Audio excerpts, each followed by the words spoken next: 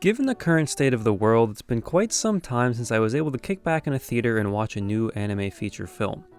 In fact, I think the last movie I saw, period, was Heroes Rising back in early March. So with the release of A Whisker Away on Netflix recently, I was very excited to finally be able to indulge in one of my favorite parts of the anime medium. While a TV and a couch aren't a perfect replacement for the whole experience, it also didn't require a $15 ticket either. And given the illustrious history of this channel, I wanted to quickly gather my thoughts on the film. First and foremost, it's a fun and enjoyable time. That's the most important thing here for me, at least. I thoroughly enjoyed the 2 hours I spent with these characters and in this world. Studio Colorido continue their hot streak from 2018's Penguin Highway, a movie I personally really like, as the entire film looks fantastic. For me, the traditional calling card for movie budget animation is all the little tiny details and shots that really breathe life into any scene. You know, stuff you don't really notice when watching, but here it's things like the shelves in Mio's room or the bookcases and blackboards in the classroom. It's really minor stuff, honestly, but it gets me really excited. Don't worry, they crush the major stuff too. The backgrounds, characters, and most importantly the cats look great as well. From a soundtrack perspective, it's a bit more hit or miss for me, as the big tracks they use are very good, but for the most part the OST was fairly muted and simply in the background.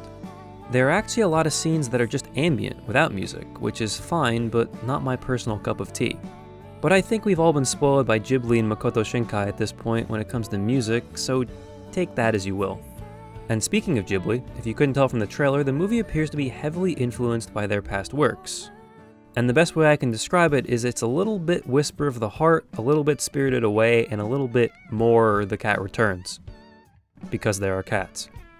But despite the influences, A Whisker Away is still wholly its own thing, and honestly went in a couple more distinct directions than I was expecting going in.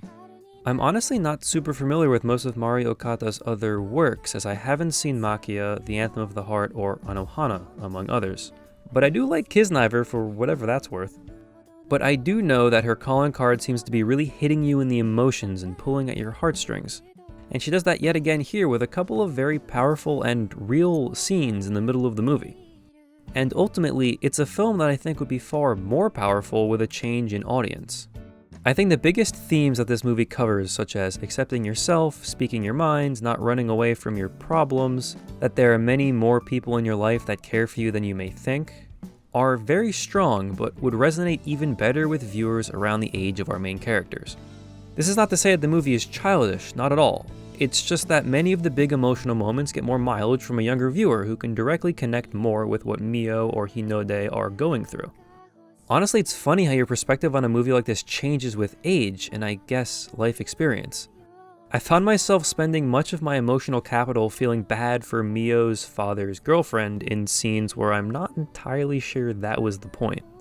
But that is also the mark of a good story, that no matter the person watching, the film can still deliver unique, meaningful moments to them. For me, all the parental parts of the plotline were some of the most compelling stuff because it offered very grounded and real scenes and a fantastical story about turning into a cat, and I appreciate the movie's ability to juggle both sides.